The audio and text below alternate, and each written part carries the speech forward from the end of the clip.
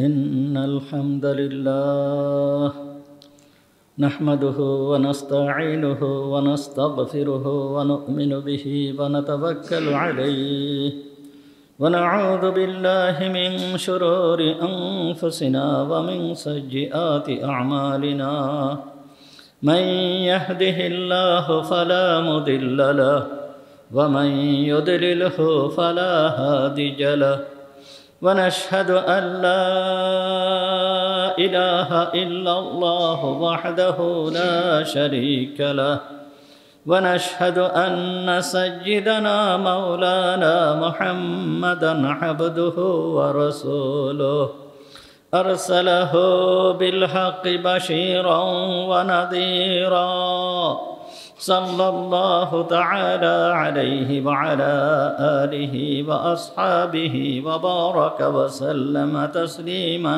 كثيرا كثيرا أما بعد فأعوذ بالله من الشيطان الرجيم بسم الله الرحمن الرحيم ولما دخلوا على يوسف أوى إليه أخاه قال إني أنا أخوك فلا تبتئس بما كانوا يعملون فلما جهزهم بجهازهم جعل السقاية في رحل أخيه ثم أذن مؤذن أيتها العير إنكم لسارقون قالوا وأقبلوا عليهم ماذا تفقدون قالوا نفقد صواع الملك ولمن جاء به حمل بعير وأنا به زعيم صدق الله العظيم ونحن على ذلك من الشاهدين والشاكرين اللهم صل على محمد وعلى آل محمد كما صليت على إبراهيم وعلى آل إبراهيم إنك حميد مجيد اللهم بارك على محمد وعلى آل محمد كما باركت على إبراهيم وعلى آل إبراهيم إنك حميد مجيد سبحانك لا علم لنا إلا ما علمتنا اللهم انفعنا بما علمتنا فعلمنا ما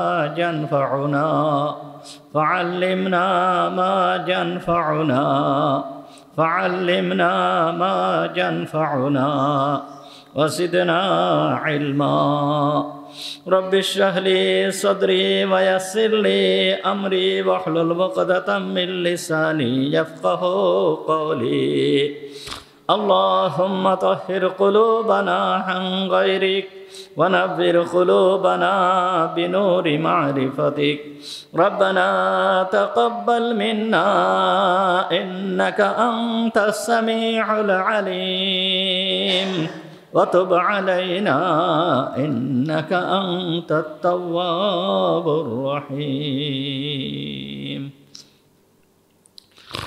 সমস্ত প্রশংসা সেই মহান রব্বুল আলামিনের জন্য যিনি আমাদেরকে আজকের এই পবিত্র জুমার দিনে জুমার নামাজ পড়তে আসার তৌফিক দান করেছেন এই জন্য আমরা সবাই বলি আলহামদুলিল্লাহ। আলোচনা চলতেছিল সূরা ইউসুফ সম্পর্কে। গতদিন আলোচনা করা হয়েছিল হযরতে ইউসুফ আলাইহিস সালামের সঙ্গে ভাইয়েরা দ্বিতীয়বার দেখা করতে আসলো।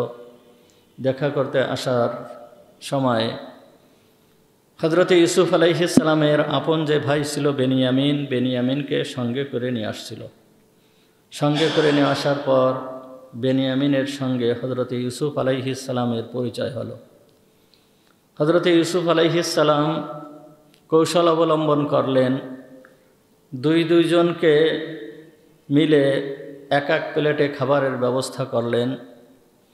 হযরত ইউসুফ আলাইহিস সালামের এই কৌশলের উদ্দেশ্য ছিল বেনিয়ামিনকে তাদের থেকে আলাদা করা। ঠিক তাই হলো, তারা 10 ভাই 5টা প্লেট নিয়ে বসে গেল। হযরত বেনিয়ামিন উনি একা একা বসে রইলেন, ওনার জন্য কোনো প্লেট বরাদ্দ করা হলো না। উনি মনক্ষুণ্ণ হয়ে বসেছিলেন। হযরত ইউসুফ আলাইহিস সালাম এসে বললেন, কি ব্যাপার, তুমি একা একা বসে আছো কেন এবং মনক্ষুণ্ণ হয়ে বসে আছো কেন? তখন বেনিয়ামিন বলল যে আপনার হুকুম মতন তারা 10 ভাই 5 প্লেট নিয়ে বসেছে, এখন আমার জন্য তো কোনো প্লেট বরাদ্দ করা হয় নাই, সুতরাং আমি একা একা বসে আছি। তখন ইউসুফ আলাইহিস সালাম বলল যে তুমি আমার সঙ্গেই খাবে। হযরতে ইউসুফ আলাইহিস সালাম বেনিয়ামিনকে নিয়ে যখন খানা খাচ্ছিলেন, বেনিয়ামিন ইউসুফ আলাইহিস সালামের হাতের দিকে বারবার তাকাচ্ছিল।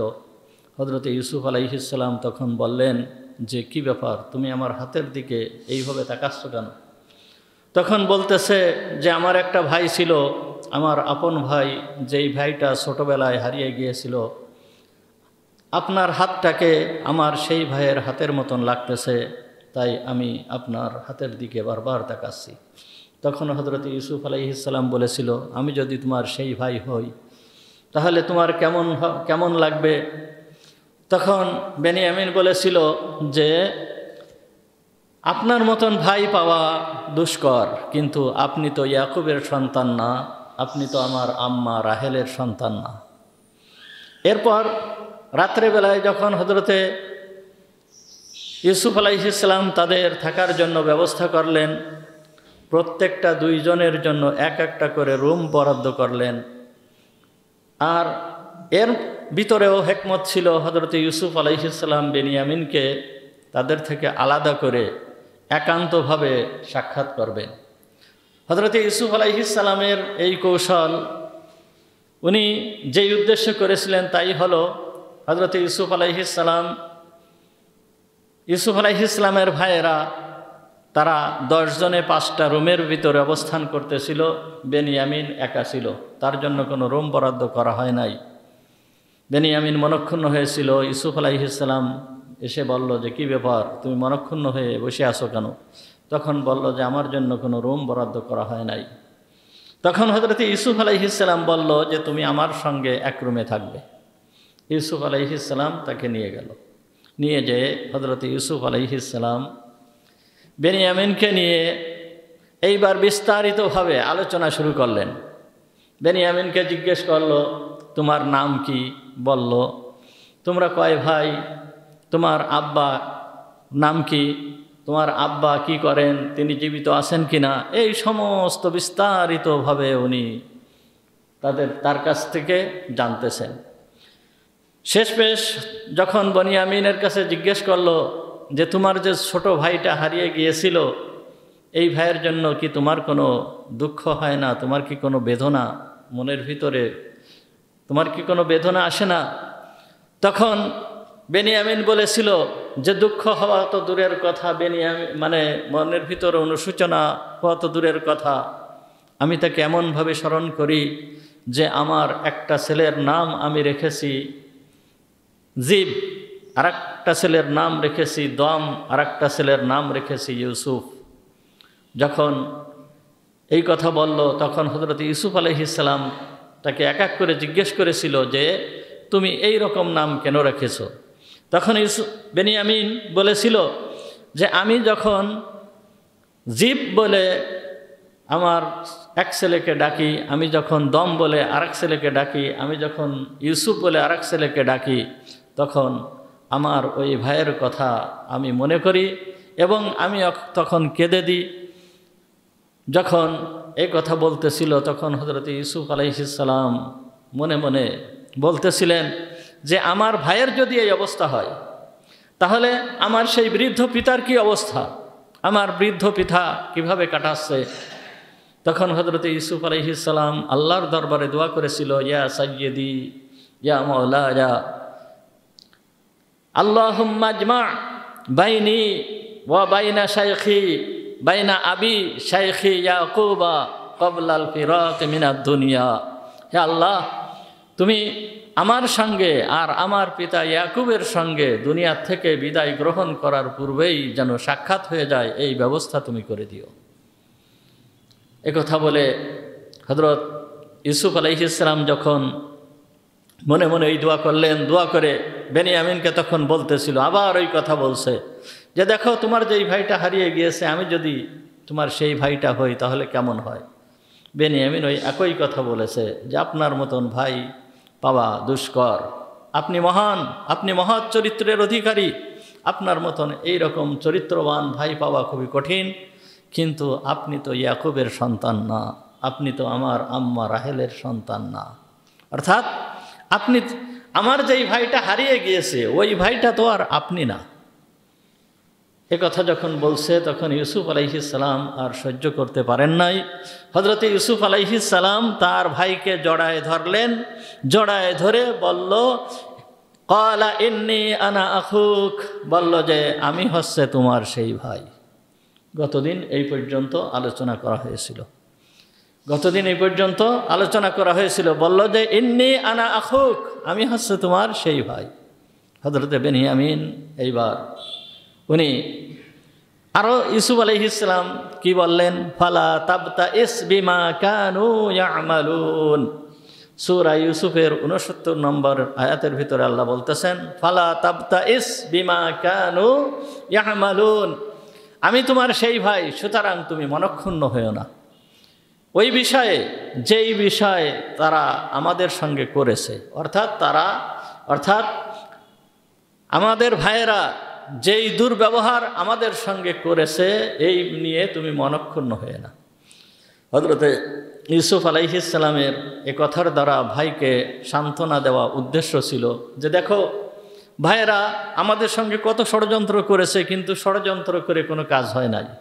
ভাইয়েরা ষড়যন্ত্র করেছিল আব্বার মনোযোগকে আমার থেকে ফিরানোর জন্য, আব্বা যেন আমাকে বেশি ভালো না বাসে, কিন্তু ভাইদের এই ষড়যন্ত্র কোনো কাজ হয় নাই। আমাকে হারিয়ে আব্বা আরও আমার প্রতি বেশি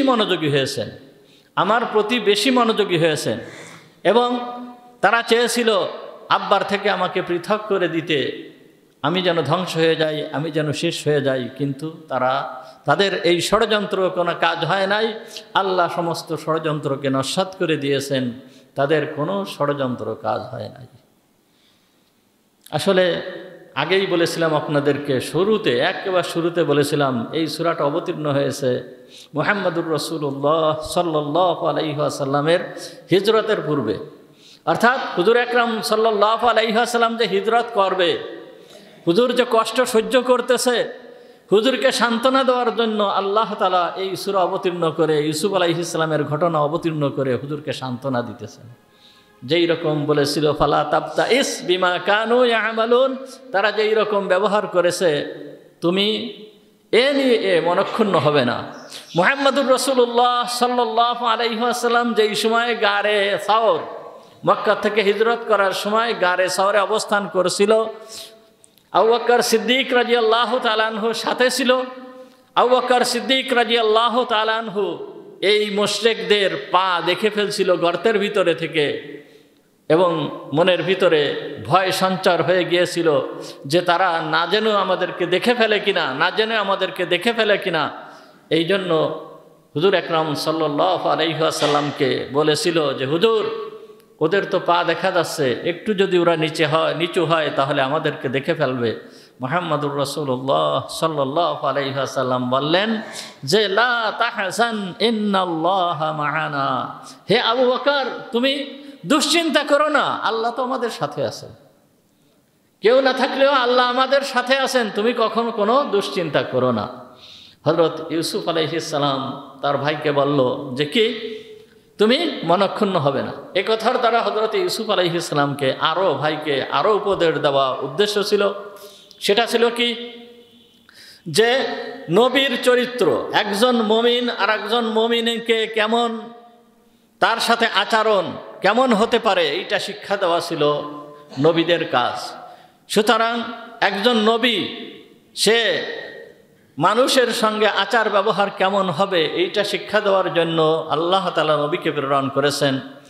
তা হযরত ইউসুফ আলাইহিস সালামের মনের ভিতরে মন ছিল একেবারে পরিষ্কার, তার মনের ভিতরে বিন্দু মাত্র কোনো হিংসা বিদ্বেষ কোনো কিছুই ছিল না। কিন্তু হযরতে বেনিয়ামিন তো আর নবী ছিলেন না। ইউসুফ আলাইহিস সালামের মন যেই রকম ছিল বেনিয়ামিনের মন তো এরকম ছিল না। ইউসুফ আলাইহিস সালাম ভাইদের প্রতি বিন্দু মাত্র আক্রোশ তাদের ছিল না। ইউসুফ আলাইহিস সালাম তাদের সঙ্গে সৎ আচরণ করেছেন, উত্তম ব্যবহার করেছেন। কিন্তু বেনিয়ামিন যখন ভাইয়ের সাথে পরিচয় হয়ে গিয়েছে, ভাইয়ের সাথে ইউসুফ আলাইহিস সালামের সঙ্গে যখন বেনিয়ামিনের পরিচয় হয়ে গিয়েছে, বেনিয়ামিনের মনের ভিতরে তখন এমন এইরকম একটা গর্ব অহংকার আসতে পারে কি আমার ভাইয়ের সঙ্গে তারা এই রকম ব্যবহার করেছিল, আজ আমি আমার ভাইকে পেয়েছি, আজ আমি আমার ভাইকে পেয়েছি, এমন অবস্থায় পেয়েছি যে আমার ভাই হচ্ছে মিশরের প্রেসিডেন্ট, মিশরের বাদশাহ। সুতরাং এদের প্রতিশোধ এখনই নেওয়া দরকার। ভাইকে বলে এদেরকে অ্যারেস্ট করা দরকার, এদেরকে শাস্তি দেওয়া দরকার, এদেরকে জেলখানায় পুরা দরকার। এই রকম মন মানসিকতা বেনিয়ামিনের ভিতরে আসতে পারে।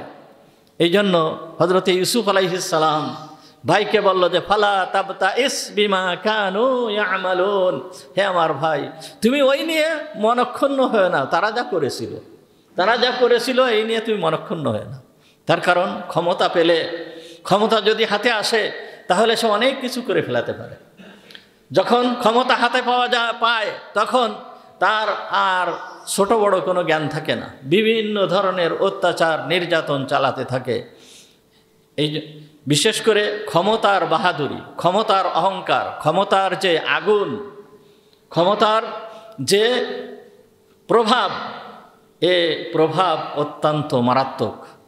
তিনটে জিনিসের প্রভাব অত্যন্ত মারাত্মক। একটা হচ্ছে ক্ষমতা, আর একটা হচ্ছে অর্থ, আর একটা হচ্ছে বিদ্যা, এলেম।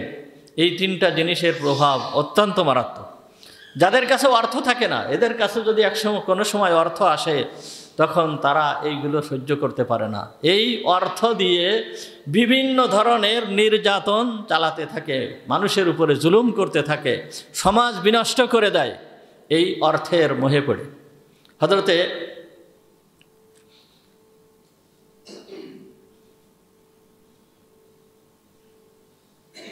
সুলতান মাহমুদ গজনবী রহমাতুল্লাহি আলাইহি, সুলতান মাহমুদ গজনবী রহমাতুল্লাহি আলাইহি ভারতবর্ষের সম্রাট ছিলেন।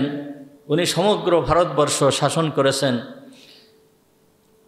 সুলতান মাহমুদ গজনবী রহমাতুল্লাহি আলাইহি একবার উনি বসে আছেন, বসে থেকে উনি দেখতেছেন যে উনার যেই হাতি, উনার নিজস্ব যেই হাতিটা আছে, দাঁড়িয়ে আছে, এক জায়গাতে একটা ব্যাঙ, ওই ব্যাঙটা আসতেছে, এসে ওই হাতিকে একটা লাথি মেরে আবার চলে যাচ্ছে। আবার কিছুক্ষণ পরে ওই ব্যাঙটা আসে, এসে আবার ওই হাতিকে লাথি মেরে চলে যায়। আবার ব্যাঙটা আসে, এসে হাতিকে লাথি মেরে চলে যায়। এখন সুলতান মাহমুদ গজনবী রহমাতুল্লাহি আলাইহির প্রধানমন্ত্রী যে ছিল তাকে ডাকলো, ডেকে বলল যে তুমি দেখো এই ব্যাঙে এই রকম করতেছে কেন? সে হচ্ছে একটা ব্যাঙ, আর এই একটা ব্যাঙ হয়ে এই হাতিকে এইভাবে লাথি মারতেছে কেন? তখন প্রধানমন্ত্রী বলতেছে যে হুজুর, একটা ব্যাঙ আর একটা হাতি, এদের সাথে কি সম্পর্ক? সেও বনের একটা ব্যাঙ আর এও একটা প্রাণী হাতি, এইরকম লাথি মারতেছে কেন? এটা আমি কি করে বের করব? তখন সুলতান মাহমুদ গজনবী বলল যে তোমার এটা বের করতে হবে, এই রহস্য তোমার বের করা লাগবে। কেন এরকম করতেছে? নিশ্চয় এর মধ্যে কোনো কারণ আছে। তার কারণ হাতির তুলনায় ব্যাঙ তো কিছুই না, ব্যাঙের কোনো শক্তি নাই, হাতির তুলনায় সে কিছুই না, তারপরও ব্যাঙ এরকম কেন করতেছে? তখন যেহেতু বাদশার নির্দেশ ও পেয়ে মোটামুটি অনুসন্ধান করতে লাগলো যে ব্যাঙ এইরকম করতেছে কেন। ও লক্ষ্য করতে লাগলো ব্যাঙ কোথায় যায়, লাথি মেরে কোথায় যায়, এবং সেইখানে কি করে এবং কিভাবে সে আসে। লক্ষ্য করতে করতে করতে করতে দেখে ব্যাঙ যেই জায়গায় রয়েছে একটা চিপা জায়গা, ওই জায়গায় একটা কয়েন পড়ে আছে। যেই জায়গায় ব্যাঙটা আছে ওই জায়গাটায় একটা কয়েন, মানে 1 টাকা, সেই যুগের একটা মুদ্রা আর কি, 1 টাকা পড়ে আছে। ওই কয়েনের উপরে ও একটা লাথি মেরে কয়েনের উপরে এসে বসে। কয়েনের উপরে এসে বসে অনেক সময় খুব লাফালাফি করে, নিজেকে খুব বড় মনে করে। এরপর ওইখান থেকে বাহির হয়, বাহির হয়ে যায় ওই হাতিকে একটা লাথি মেরে আবার এইখানে চলে আসে। প্রধানমন্ত্রী তখন বলল যে হ্যাঁ পেয়েছি। সুলতান মাহমুদ গজনবী রহমাতুল্লাহি আলাইহিকে বলতেছে যে হ্যাঁ পেয়েছি, আমি পেয়েছি। তখন বলতেছে যে কি পেয়েছো? তখন বলতেছে হুজুর এই ব্যাংকটা ও যেই জায়গায় থাকে ওই জায়গায় একটা কয়েন আছে, একটা মুদ্রা আছে, 1 টাকা আছে। ওই টাকার গরম সহ্য করতে না পেরে ও ওইখান থেকে বের হয়ে এসে এই হাতিকে লাথি মারে, আবার ওইখান থেকে চলে যায়। তা যখন সুলতান মাহমুদ গজনবী রহমাতুল্লাহি আলাইহিকে এই কথা বলছে, তখন বলছে যে হ্যাঁ তুমি এইবার ঠিকই ধরছো, ও টাকার গরম সহ্য করতে পারতেছে না, ওই টাকার গরম সহ্য করতে পারতেছে না। বাস্তব ঘটনায় আসলে আমাদের এর থেকে বোঝা উচিত যে সম্পদের যেই গরম এইটা অনেকেই সহ্য করতে পারে না, ক্ষমতার বাহাদুরি এইটাও সহ্য করতে পারে না, তারপরে এলেমের গরমও সহ্য করতে পারে না। ওই রকম আর একজন বাদশাহ এই ভারতবর্ষের, আমাদের এই ভারতবর্ষের একজন বাদশাহ, উনি চুল কাটান। সাধারণত এই সমস্ত উঁচু পর্যায়ের ব্যক্তি যারা হয় তারা বাড়িতেই চুল কাটান। ওই যিনি চুল কাটেন ওকে বাড়িতে ডেকে নিয়ে যায়, চুল কাটায়। তা বাদশাহ একবার বাজার দিয়ে যাওয়ার সময় মনে করলো যে নাপিতের দোকান তো এইখানে, সেলুন তো এইখানে, আমি এখন ওইখান থেকেই চুল কেটে যাই। তা যখন যে বাদশাহ যে ওই সেলুনে যে চেয়ারের উপরে বসছে, চেয়ারের উপরে বসার পরে ওই যে নাপিত আছে যে বাদশার চুল কাটে, সে বাদশার চুল কাটতেছে, চারিপাশ দিয়ে ঘুরতেছে, আর মনের ভিতরে একটা কেমন যেন একটা গর্ব ভাব, আনন্দিত ভাব। সে বাদশার সঙ্গে খুব কথাবার্তা বলতেছে, যে এই সমস্ত কথাবার্তা সাধারণত বাড়িতে বলে না, এই রকম ধরনের কথাবার্তা বলতেছে। কথাবার্তা বলতে বলতে এক পর্যায়ে বলে ফেলছে যে হুজুর আপনার মেয়েটাকে কি আমার ছেলের সাথে বিয়ে দেবেন? বাদশাহ যখন এই কথা শুনছে, শোনার সঙ্গে সঙ্গে সে মনে করছে যে আমার মেয়েকে বিবাহের প্রস্তাব সে কিভাবে দিল। বিবাহ দেওয়া না দেওয়া পরের কথা, কিন্তু আমার মেয়েকে বিবাহ দেওয়ার প্রস্তাব দিতে সে সাহস পেল কিভাবে সেই সাহস পেল? বাদশাহ তার মন্ত্রীকে বলতেছে যে মন্ত্রী এর রহস্য তোমার বের করতে হবে। দেখো এ কি করে আমার মেয়েকে বিবাহের প্রস্তাব দিল, এ কিভাবে দিল, এই রহস্য তোমার বের করতে হবে।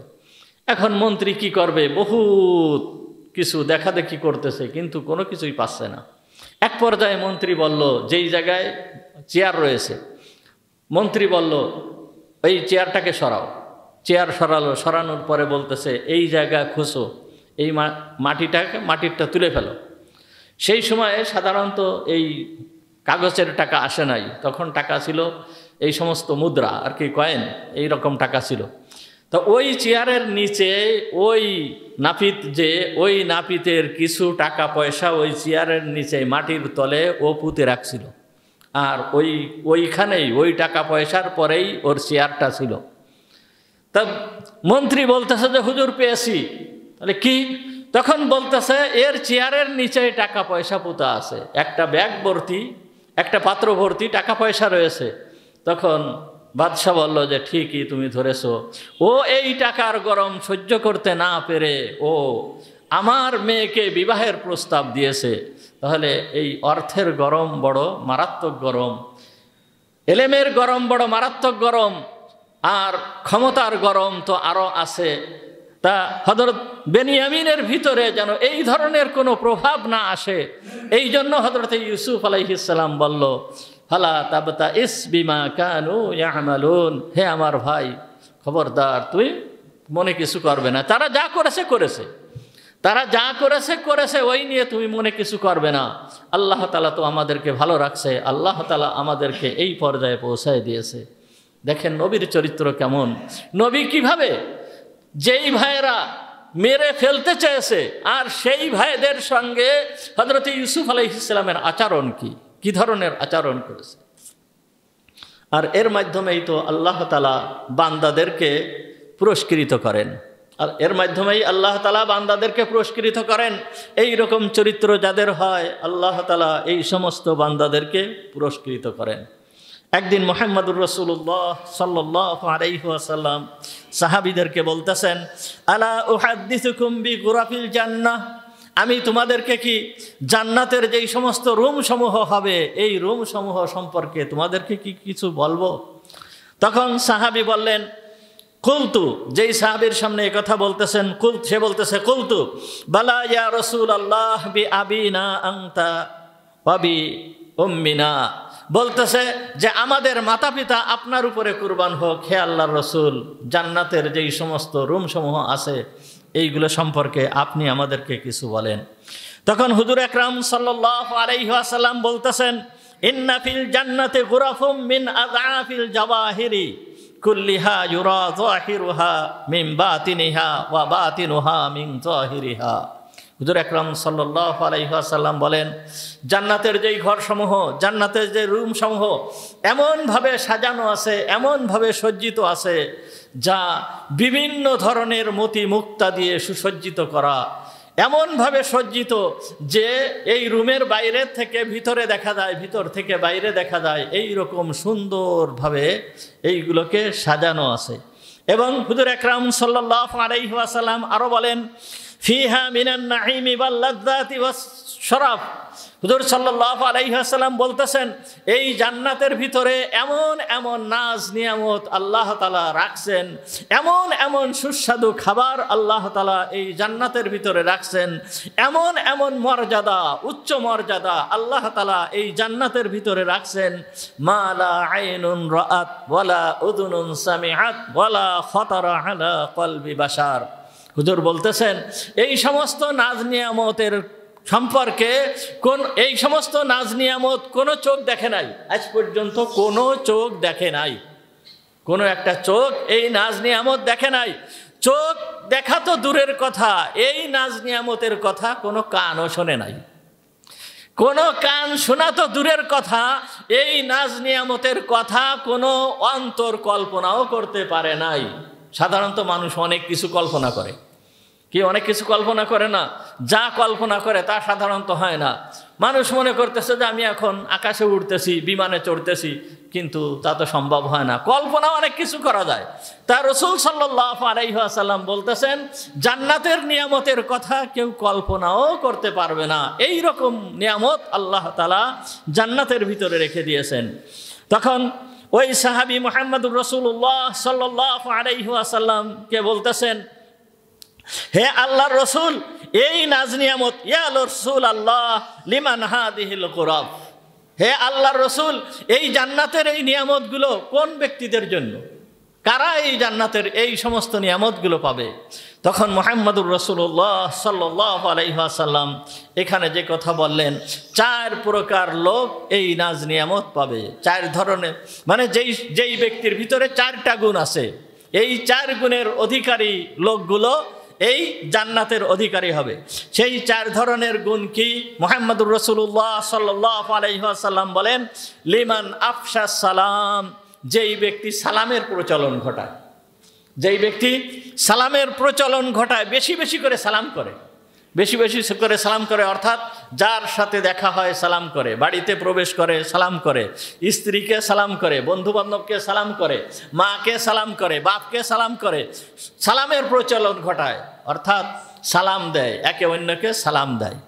আফশাস সালাম অর্থাৎ সালামের প্রচলন ঘটায়। একজন আরেকজনের সঙ্গে দেখা হলে কি করতে হবে? আসসালামু আলাইকুম, কমপক্ষে এতটুকু বলতে হবে, আসসালামু আলাইকুম। এর থেকে যদি বাড়ায় বলা হয় ভালো, আসসালামু আলাইকুম ওয়া রাহমাতুল্লাহ। আর যে ব্যক্তি উত্তর দেবে, যেই ব্যক্তি সালাম দিয়েছে তার থেকে একটু বেশি করে উত্তর দেবে। যেরকম কেউ যদি বলে আসসালামু আলাইকুম, সেই ব্যক্তি উত্তরে বলবে আসসালামু আলাইকুম ওয়া রাহমাতুল্লাহ ওয়া বারাকাতুহু, একটু বাড়ায় বলবে। সাধারণত এইভাবে সালাম দেওয়া সুন্নাত, কিন্তু আমরা সালাম দিই অনেক সময় সে সালামটা ঠিক মতো অনুসরণ হয় না। সালাম আলাইকুম, সালাম দিচ্ছি কি সালাম আলাইকুম, এইগুলো সুন্নাত অনুযায়ী সালাম হবে না, সালাম দিতে হবে, সালামটাকে ঠিক সুন্দরভাবে উচ্চারণ করতে হবে। উচ্চারণ কি? আসসালামু আলাইকুম। নামাজের ভিতরে সালাম ফিরাই না, কি বলি? সালাম আলাইকুম, নাকি আসসালামু আলাইকুম ওয়া রাহমাতুল্লাহ। এইভাবে নামাজের ভিতরে সালাম ফিরাই, ঠিক ওই সালাম দিতে হবে আসসালামু আলাইকুম ওয়া রাহমাতুল্লাহ।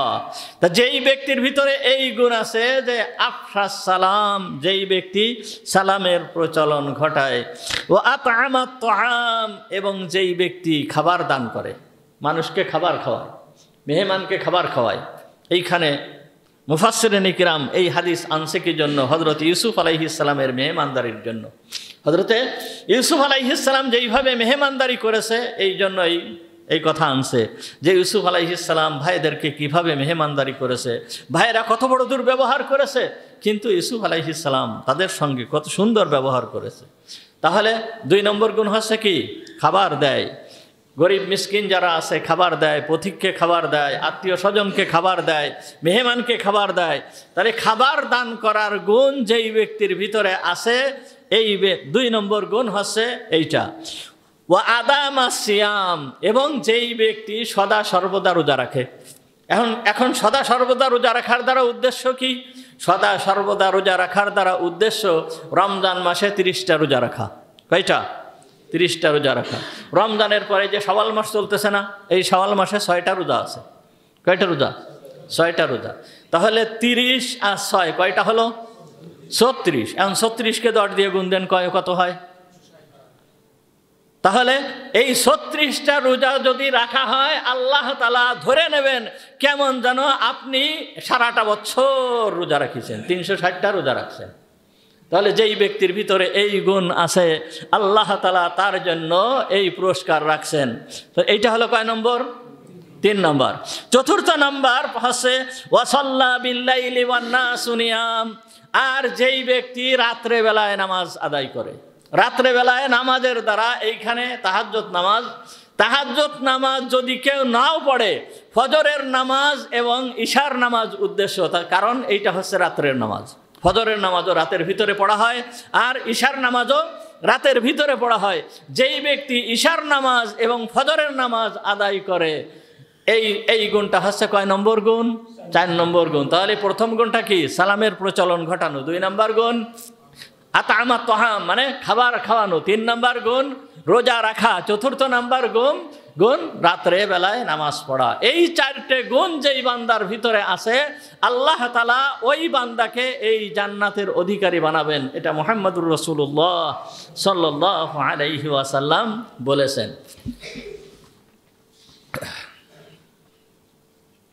এরপর যখন ইউসুফ আলাইহিস সালামের সঙ্গে ভাইদের পরিচয় হয়ে গেল, ওই ভাইয়ের পরিচয় হয়ে গেল, পুরাপুরিভাবে পরিচয় হয়ে গেল। ইউসুফ আলাইহিস সালাম, বেনিয়ামিন যখন জানতে পারলো এ হচ্ছে আমার সেই হারানো ভাই, যেই ভাইয়ের সঙ্গে আমি কথা বলতেছি, এ হচ্ছে আমার হারানো সেই ভাই, এবং সে হচ্ছে এখন মিশরের বাদশাহ। এই সময় হযরতে বেনিয়ামিন হযরতে ইউসুফ আলাইহিস সালামকে এইবার বলতে লাগলো যে, ভাই, যখন তোমার সঙ্গে আমার পরিচয় হয়েছে, তোমাকে আমি পেয়েছি, সুতরাং তোমাকে রেখে আমি যাব না। তুমি আমাকে ওদের সঙ্গে পাঠিও না, আমাকে আর কিরানে তুমি পাঠায় না, আমি ওদের সঙ্গে আর যাব না, আমি তোমার এইখানে থাকতে চাই। রাজমহলে সে এখন অবস্থান করতেছে। সব থেকে বড় কথা হচ্ছে ভাইয়ের সঙ্গে পরিচয় হয়েছে, এখন এই ভাইকে ছেড়ে বেনিয়ামিন যেতে রাজি না। তখন ইউসুফ আলাইহিস সালাম বলতেছিল, দেখো, তোমাকে যদি আমি এখন আমার এইখানে রেখে দিই, আমারও তো মন চাচ্ছে তোমাকে আমি রেখে দিই, তোমাকে পাঠাবো না। তোমার সঙ্গে আমার এতদিন পরে, এই 60 বছর পরে তোমার সঙ্গে আমার পরিচয় হয়েছে, আর তোমাকে আমি পাঠায় দেব, আমারও তো মন চাচ্ছে না। কিন্তু তোমাকে যদি আমি রেখে দেই, তাহলে আমার আব্বা আমার জন্য কাঁদতে কাঁদতে তার চোখ অন্ধ হয়ে গেছে, কত না পেরেশান আমার আব্বা। আর তোমাকে যদি না পায়, আর আব্বার কাছে যদি এই সংবাদ চলে যায় যে তোমাকেও আটকায় রাখছে বাদশাহ, যেহেতু এখনও তো ইউসুফ আলাইহিস সালামের পরিচয় হয় নাই, এখনো ইউসুফ আলাইহিস সালামের পরিচয় হয় নাই, তোমার আব্বার কাছে যদি এই সংবাদ যায় যে মিশরের বাদশাহ বেনিয়ামিনকে আটকায় রাখছে, তখন আব্বা কতই না মনক্ষুণ্ণ হবে। এই জন্য তোমাকে রাখলে তো আব্বা বেশি কষ্ট অনুভব করবে। তখন বলতেছে যে না, আপনি আমাকে আপনার এইখান থেকে পাঠাবেন না, আমি আপনার কাছ থেকে যেতে রাজি নই। এইরকমভাবে বারবার পিড়াপিড়ি করার পরে হযরত ইউসুফ আলাইহিস সালাম বলতেছে যে তোমাকে আমি কিভাবে রাখবো, কি করে রাখা যায়? তখন বলতেছে যে দেখো, তোমাকে যদি আমি আমার কাছে রাখি তাহলে আমার এমন একটা বদনাম তোমাকে দিতে হবে, এমন একটা বদনাম তোমার উপরে আসবে যেই বদনামটা তোমার জন্য সমীচীন নয়। এইরকম একটা বদনাম দিয়ে তোমাকে রাখতে হবে। তখন বলতেছে যে আমার কোনো আপত্তি নাই, যেইভাবে হোক আপনি আমাকে রেখে দেন, যেইভাবে হোক আপনি আমাকে রেখে দেন। তখন হযরত ইউসুফ আলাইহিস সালাম তখন একটা উপায় অবলম্বন করলো। সেই উপায়টা কি? হযরত ইউসুফ আলাইহিস সালামের পানির পাত্র, মানে পানি খেতেন যেই পাত্রে, সাধারণত বড় পাত্র, এই বড় পাত্রে সাধারণত পানি খেতেন। আবার এই পাত্রটা দিয়ে উনি ওই যে গম এইগুলো মাপতেন, মাপার জন্য ব্যবহার করতেন। লোকেরা ওই পাত্র দিয়ে গম মাপত। এখন উনি করলেন যে তাকে রাখার একমাত্র পথ হচ্ছে যে আমি এই পানির পাত্রটা ওই বেনিয়ামিনের মালামালের ভিতরে ঢুকায় দেব, ঢুকায় দিয়ে ওদেরকে বলা হবে যে বেনিয়ামিন এইটা চুরি করেছে, আর এই চুরি করার মাধ্যমে ওকে রাখা যাবে। এই উপায় অবলম্বন, এই চুরি করার একটা বদনাম দিয়ে তাকে রাখা যাবে, এই একটা উপায় তিনি অবলম্বন করলেন। একথা বেনিয়ামিনকে বলে দিলেন যে এই রকম একটা উপায় অবলম্বন করতে হবে। তখন বেনিয়ামিন বলল যে আমার কোনো আপত্তি নেই, আমি আপনার কাছে থাকতে চাই, আপনি আমাকে রেখে দেন। এরপরে দেখেন এইখানে বেনিয়ামিন যে পানির পাত্র, এই পাত্রটা ছিল বাদশার পাত্র, স্বর্ণের পাত্র, স্বর্ণের তৈরি পাত্র, এবং এইটা ছিল বাদশার পাত্র। এই বাদশার পাত্র দিয়ে, বাদশাহ যেই পাত্রে পানি খাতেন, এই পাত্র দিয়ে আবার ওই খাবার মাপা হতো, অর্থাৎ গম মাপা হতো। এরকম কেন করা হতো? এরকম কেন করা হয়েছে? মুফাসসিরিন ইকরাম এখানে লেখছে যে এই গম, এই ফসল, এইটা হচ্ছে আল্লাহ তাআলার নিয়ামত। এটা কি? আল্লাহ তাআলার নিয়ামত। আর এই আল্লাহ তাআলার নিয়ামতের প্রতি শুকরিয়া স্বরূপ তারা এই নিয়ামতকে, আল্লাহর নিয়ামতকে যথাযথ মূল্যায়ন করার জন্য বাদশার ব্যবহৃত যে স্বর্ণের পাত্র, এই পাত্র দিয়ে মালামাল মাপত, এই পাত্র দিয়ে মালামাল মাপত। আল্লাহর নিয়ামত, আল্লাহ তাআলা নিয়ামত দান করেছেন, এই নিয়ামতের শুকরিয়া আদায় করা উচিত। আল্লাহ তাআলা আমাদেরকে যেই ধরনের নিয়ামত দেন, এই নিয়ামতের শুকরিয়া আদায় করা উচিত। আল্লাহ তাআলা মুহাম্মদুর রাসূলুল্লাহ সাল্লাল্লাহু আলাইহি ওয়াসাল্লামকে বলতেছেন, ওয়া আম্মা বিনি'মাতি রাব্বিকা ফাহাদ্দিস। কি এটা আমরা জানি না? আল্লাহ তাআলা বলতেছেন ওয়া আম্মা বিনি'মাতি রাব্বিকা ফাহাদ্দিস, হে আমার রাসূল, তুমি আমার নিয়ামতের শুকরিয়া আদায় করো।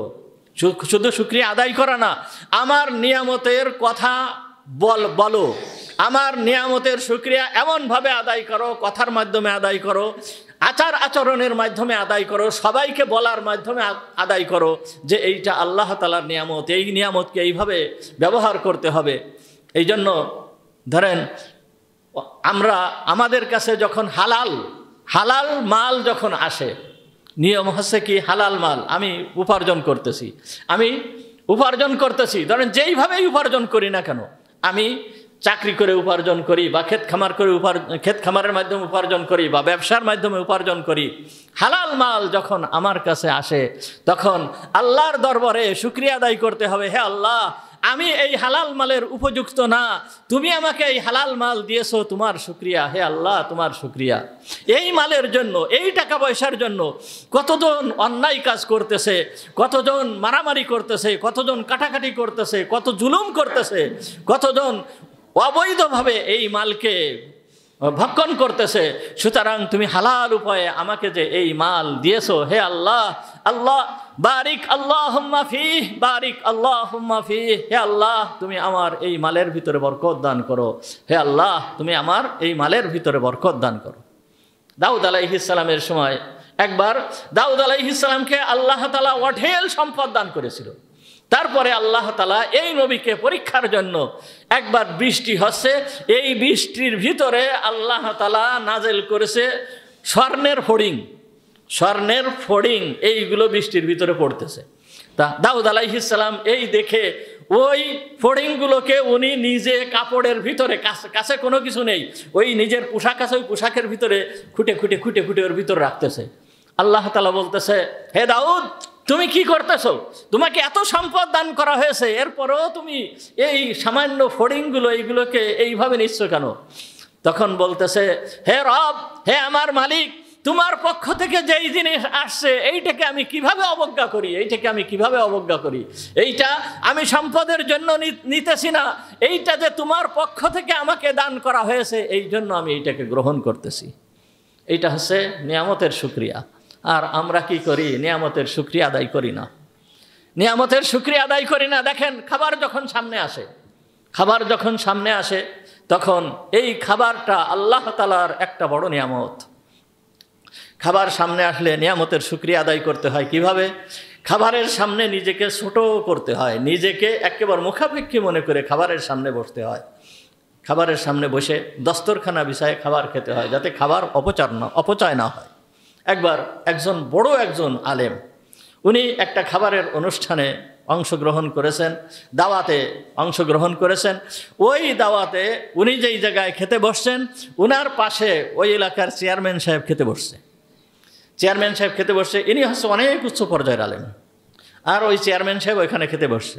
যখন চেয়ারম্যান সাহেব খাচ্ছে, খাওয়ার সময় সাধারণ মানুষ খাবার তো অপচয় করে, উনি ওই একটা গোশত খেয়ে হাড্ডিটা রাখছেন ওই চাটাইয়ের উপরে, ওই তখন ফ্লোরে বসে পড়ে চাটাইয়ের উপরে বসে পড়ে খাবার দেওয়া হয়েছে, ওই চাটাইয়ের উপরে ওই হাড্ডিটা রাখছেন।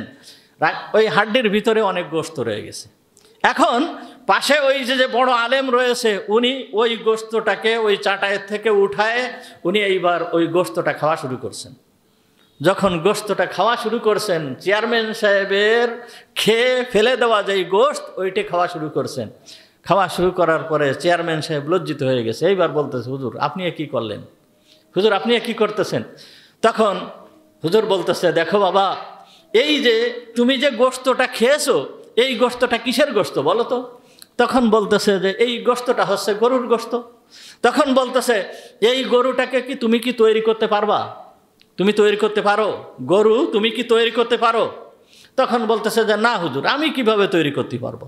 তখন বলতেছে যে গরুটা কিভাবে আসছে? তখন বলতেছে গরুটা আল্লাহ তাআলার সৃষ্টি, আল্লাহ সৃষ্টি করে দিয়েছেন। তখন চেয়ারম্যান সাহেব বলতেছে, দেখো, আল্লাহ তোমার জন্য এই গরুটাকে সৃষ্টি করেছেন, সৃষ্টি করে এই গরুটাকে আস্তে আস্তে আস্তে আস্তে বড় করেছেন। বড় করানোর পরে এই গরুটাকে এমন বানিয়ে দিয়েছেন যে এই গরুটাকে তোমার অনুগত করে দিয়েছেন। যখন তুমি ছুরি নিয়ে এই গরুটার সামনে যে তার গলা কেটে দিয়েছো, কোনো প্রতিবাদ তোমাকে করে নাই। আর সেই গরুর গোশত তুমি রান্না করে এই তোমার সামনে এটা আসছে, এইটা সম্পূর্ণ আল্লাহ তাআলা তোমার এবং আমার জন্য খাদ্য রূপে এইভাবে পাঠিয়ে দিয়েছে। সুতরাং এই খাবারকে যদি আমরা এইভাবে খাই, আল্লাহর দেওয়া খাবার, আল্লাহর দেওয়া নিয়ামত, আল্লাহ তাআলা কি দেখতেছেন না? এই যে খাবারটাকে ফেলে দিয়েছি, আল্লাহ কি দেখতেছেন না? আল্লাহ কি এতে অসন্তুষ্ট হবেন না? তখন চেয়ারম্যান সাহেব বলল যে হুজুর বুঝতে পারি নাই, ক্ষমা করবেন, আজ অনেক কিছু আপনার থেকে বুঝতে পারলাম। এই ব্যক্তি তখন বুঝতে পারলো যে আসলে খাবারের কিভাবে কদর করতে হয়। আপনাদের কাছে এর আগে একটা ঘটনা শোনাইছি, বেশ আগে অনেক বারবারই শোনাইছি, যে এক জায়গায় একটা নুরানি মাদ্রাসা প্রতিষ্ঠিত হয়েছে। নুরানি মাদ্রাসা কারি বিলায়েত সাহেব রহমাতুল্লাহি আলাইহি উনি প্রতিষ্ঠিত করেন। বেশি দিন আগে না, হয়তো মনে হয় 30-40 বছর আগে উনি এই মাদ্রাসা প্রতিষ্ঠিত করেছেন। সমগ্র বাংলাদেশ ব্যাপী এই নুরানি মাদ্রাসা আছে। তো এই নুরানি মাদ্রাসা, যেইখানে নুরানি মাদ্রাসা হয়, এই নুরানি মাদ্রাসার শিক্ষার ব্যবস্থা হচ্ছে ক্লাস 3 পর্যন্ত, মাত্র ক্লাস 3 পর্যন্ত। এই ক্লাস 3 পর্যন্ত পড়ানো হয়। এইখানে আরবির সঙ্গে সঙ্গে বাংলা, অঙ্ক, ইংরেজি পড়ানো হয়। ক্লাস 3-র পরের থেকে যদি কেউ চায় যে সে ক্লাস 4-এ যায় স্কুলে ভর্তি হবে, সেই স্কুলে ভর্তি হতে পারে, এই রকম যোগ্যতা তাকে তৈরি করে দেওয়া হয়। আর এই ক্লাস 3 পর্যন্ত পড়ে যে কোরআন হাদিসের সঙ্গে, ইসলামের সঙ্গে একটা সম্পর্ক জুড়ে গেল, ও মৃত্যুর আগ পর্যন্ত এটা ভুলতে পারে না। এই জন্য তার ভিতরে ইসলাম প্রতিষ্ঠিত থাকে, দিন প্রতিষ্ঠিত থাকে, সে দিনের উপরে চলতে পারে। এই জন্য এই নুরানি মাদ্রাসা প্রতিষ্ঠিত হয়েছে। তা এক নুরানি মাদ্রাসা প্রতিষ্ঠিত হয়েছে এক গ্রামে। এখন ওই গ্রামে যখন নুরানি মাদ্রাসা প্রতিষ্ঠিত হয়েছে, এলাকার লোকজন দেখে যে এই মাদ্রাসার পড়াশোনা তো ভালো, এরপরে ক্লাস 3-র পরে ক্লাস 4-এও ভর্তি হতে পারতেছে স্কুলে যেয়ে। এরপরে যদি মনে করে যে না আমি মাদ্রাসায় যেয়ে ভর্তি হব, মাদ্রাসা শিক্ষা ওই লাইনে শিখবো, তাও সে যায় মাদ্রাসা লাইনে শিক্ষা গ্রহণ করতে পারতেছে।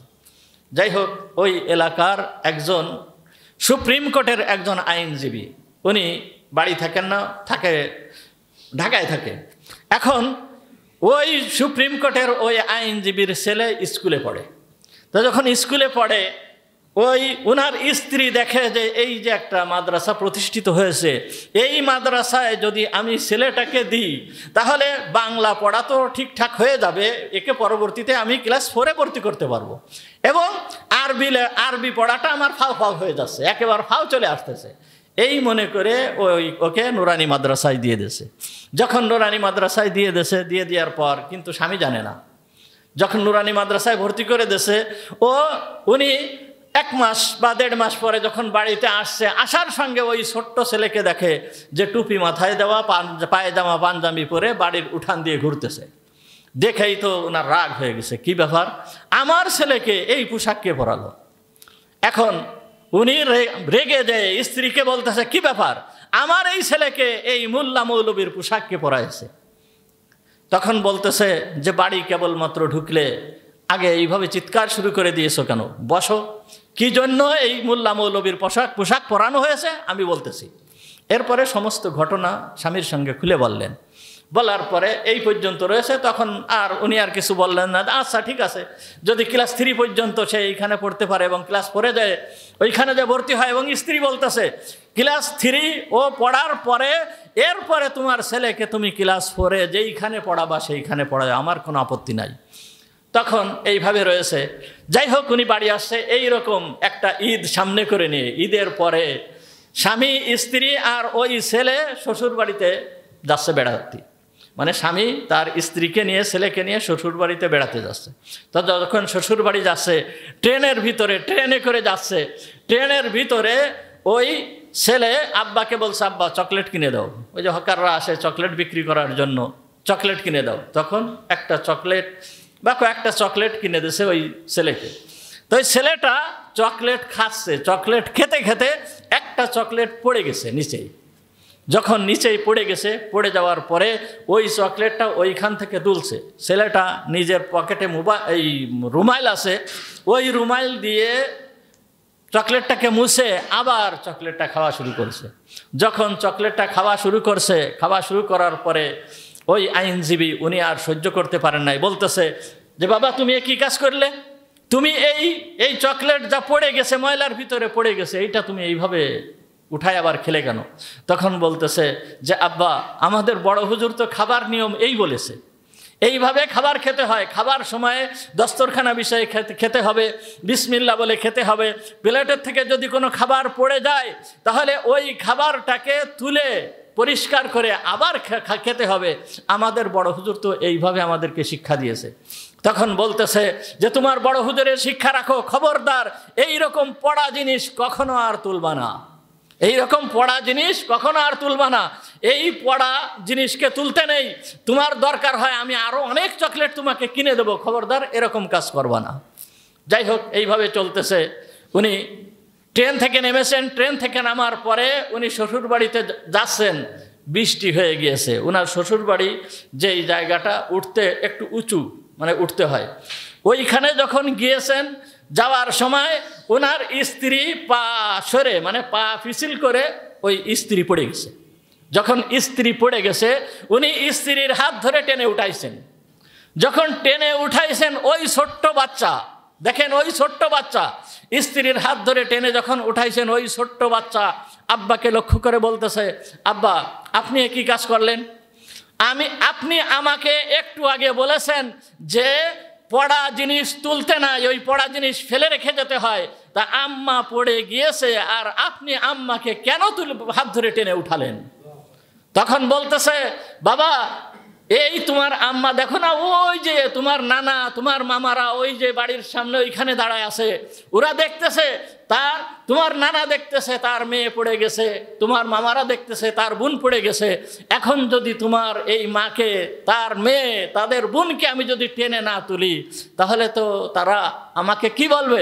ওরা তো আমাকে পিটায় আমার মাথা ভেঙে দেবে। ছেলেকে এই কথা যখন বলতেছে, তখন ছেলে বলতেছে, আব্বা এই চকলেটটা তো আল্লাহ তাআলার সৃষ্টি বস্তু দিয়ে তৈরি করা হয়েছে। আল্লাহর সৃষ্টি বস্তু দিয়ে যখন তৈরি করা হয়েছে, এই চকলেটটা যখন পড়ে গিয়েছে, এই চকলেটটা পড়ে যাওয়ার পরে মহান রব্বুল আলামিনের চোখ তো আর ঢাকা নয়। মহান রব্বুল আলামিন তো দেখতেছে যে আমার একটা নিয়ামত পড়ে গিয়েছে, এই নিয়ামতের সঙ্গে আমার বান্দার ব্যবহার কি, আমার বান্দা এইটাকে তুলে ফিরে আবার খাচ্ছে কিনা। যখন এই আমার বান্দা যখন এইটাকে তুলে না খায়, আমি যখন এই চকলেটটাকে তুলে না খাবো, তখন আল্লাহ তো দেখতেছে যে এই চকলেটটাকে খেলো না, তুলে খেলো না। সুতরাং কিয়ামতের ময়দানে আল্লাহ তো পিটায়ে মাজা ভেঙে দেবে, তখন কি উপায় হবে? কথা শোনার সঙ্গে সঙ্গে ওই আইনজীবীর চোখ দিয়ে পানি পড়া শুরু হয়ে গিয়েছে, এমনভাবে কান্না শুরু করে দিয়েছে। স্ত্রী বলতেছে, কি ব্যাপার, তুমি ছেলের সামান্য এই কথায় তুমি কষ্ট পেয়েছো, এইভাবে তোমার চোখ দিয়ে পানি পড়তেছে? তখন স্ত্রীকে বলতেছে, দেখো আমি ছেলের কথায় কষ্ট পাই নাই, আমি সুপ্রিম কোর্টের একজন আইনজীবী।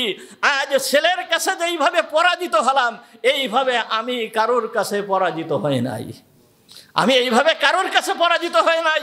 আমার ছেলে আমাকে কিভাবে পরাজিত করলো, কিভাবে আমার ভুল ভাঙ্গায় দিল।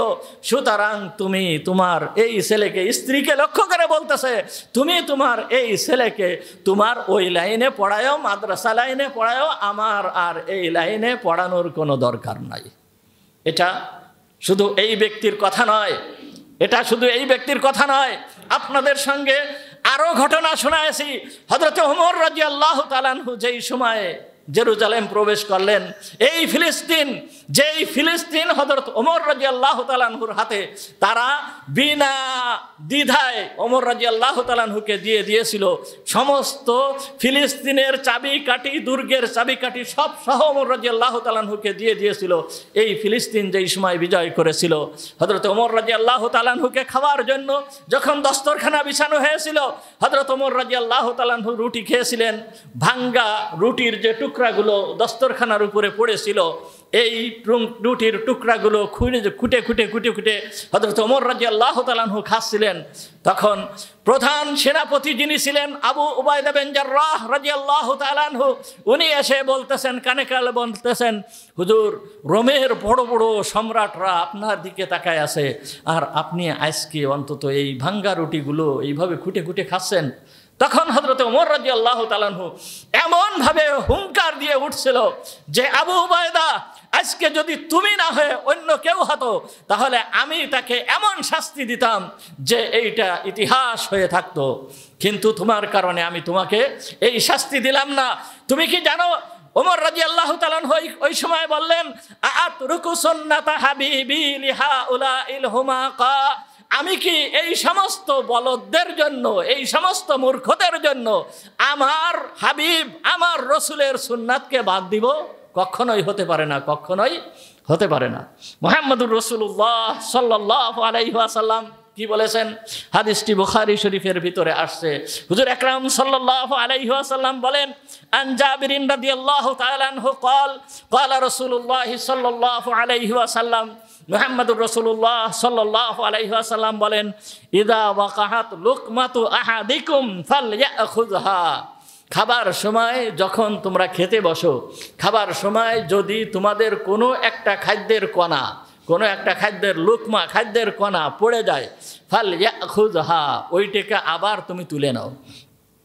ফালইউমিত মা কানা বিহা মিন আযা, এবং ওর ভিতরে যে ময়লা আছে, ওই খাদ্য নিচেই পড়ে গেছে, হয়তো কোনো ময়লা মিশ্রিত হয়ে গেছে, ওই ময়লা কেটে তুমি ধুয়ে ফেলো, অথবা কোনো কাপড় দিয়ে কি করো, পরিষ্কার করে ফেলো।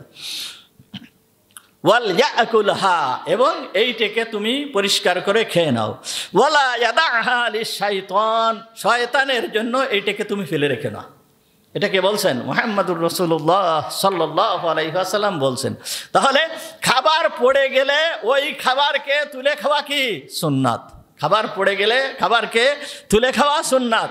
এবং আরও বলতেছেন, দেখেন সাধারণত হুজুর সাল্লাল্লাহু আলাইহি ওয়াসাল্লাম কিভাবে বলতেছেন, ওয়ালা ইয়ামসাহ ইয়াদাহা বিল মিনদিল হাত্তা ইয়ালআকা আসাবিআহু, যে তোমাদের খাওয়া শেষ হয়ে গেছে। এখন আরবে সাধারণত রুটি খেত, আর রুটি ওই শুকনা তরকারি এই সমস্ত দিয়ে সাধারণত খেত।